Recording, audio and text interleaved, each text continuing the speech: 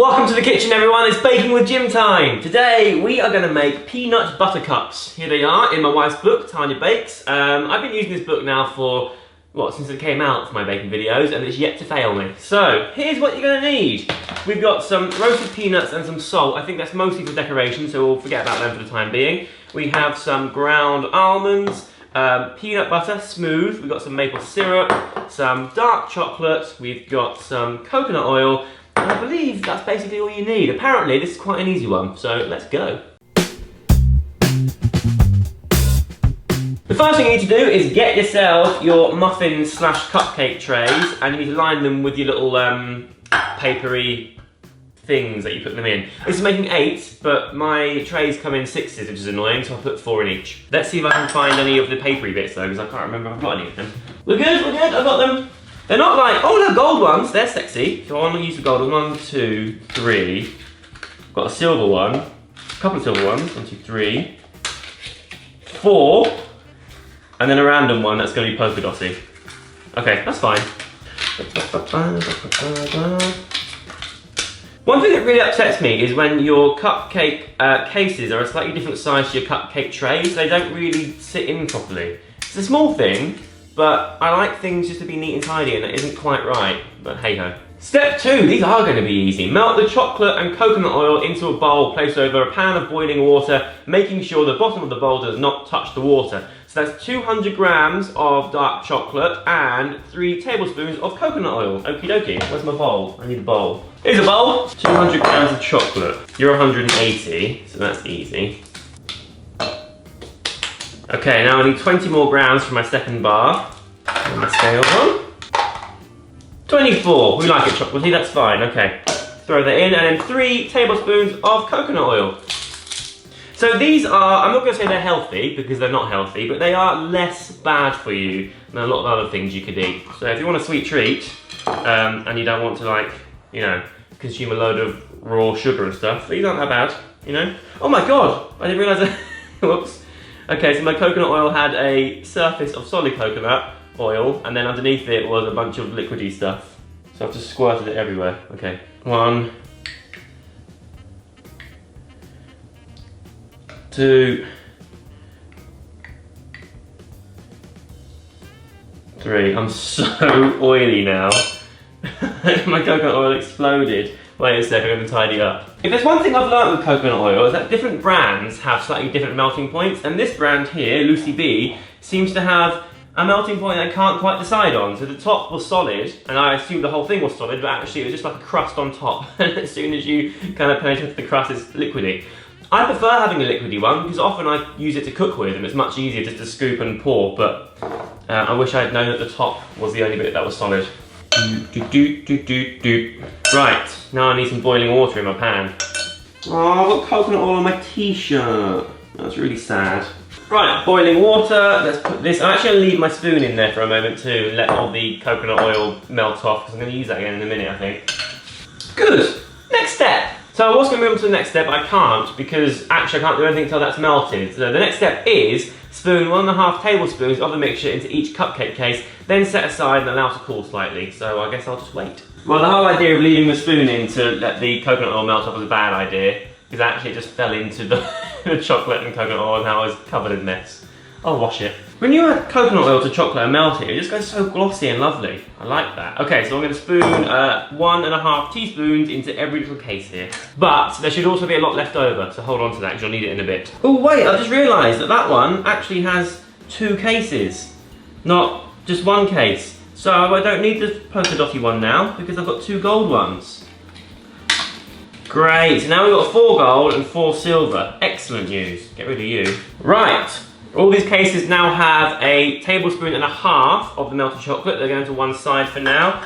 And we've got plenty of this stuff left, so that's also going to one side. Next step.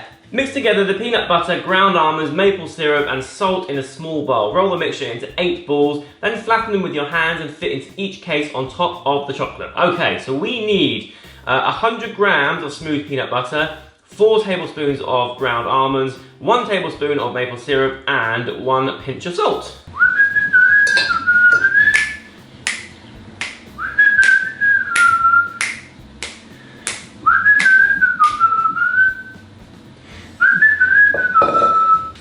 let's show everyone. Oh, here's the dog. She wants to be on camera. Here's a close-up of the dog. She's just running around the place. If you hear little noises, that's because that's her paws on the wooden floor. So just try to ignore it. Yush, okay. If you're lucky, you might get a tiny bit of peanut butter, but it means you have to be very quiet, okay? Go on. Bugger off. I'll wash my hands again now. Weirdly, in this house, considering we've got like 1 million mugs and like loads of plates and stuff, we don't have normal sized bowls. We've got kind of small bowls like this for cereal and stuff, or we've got really big bowls like this. And I don't think the mixture now calls for a bowl this size. The only decent sized bowl we've got for cooking and things is this one, but I've already got my chocolate in there. Anyway, first things first is 100 grams of peanut butter. I love peanut butter, so this excites me very much. I think 100 grams is that much? No, that's not 100 grams ever. Never in a million years, that's 41 grams. How much are you? 78, 94, we're getting there. 6 more grams. 102, okay, great. Hey Martha, come, want a bit of peanut butter? Do you want a bit of peanut butter? Look, what's this? You can have this bit on the end of the knife here, look. What do you think? Oh, lovely, isn't it? Okay, that'll do, no more. All right, peanut butter's going in here. No, it's not. Come on, there you go, flop, flop.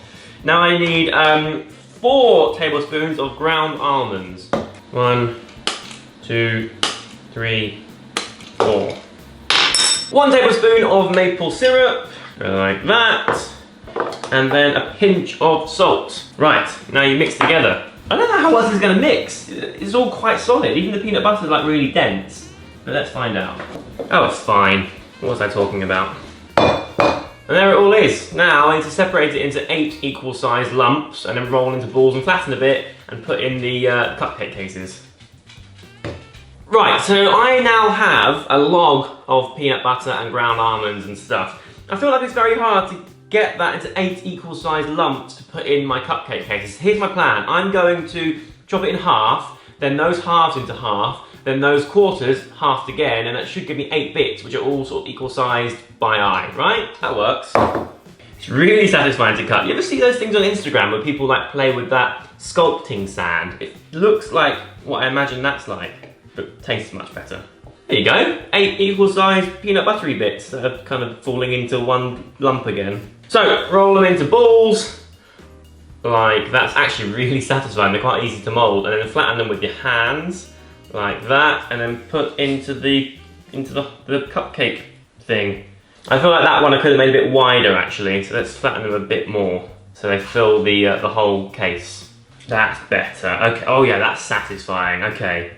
It's very hard for me to show you this without sort of pouring it everywhere, but I'm trying to make sure that these are now sort of the right diameter so that when you put them on top of the chocolate in the cupcake case, there's not much chocolate around the edges. My first one was maybe a bit small, and now they're better sizes. Next time I get a dog, Martha, I'm going to get one who walks a bit quieter.